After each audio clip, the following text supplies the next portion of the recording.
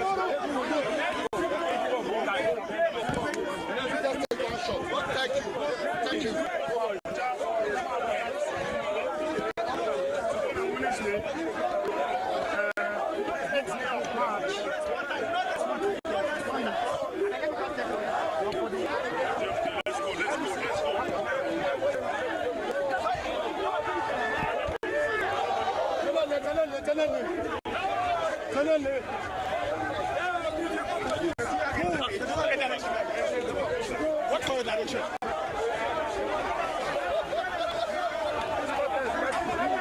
West. Let's go. Turn to see your direction. What's your back now first?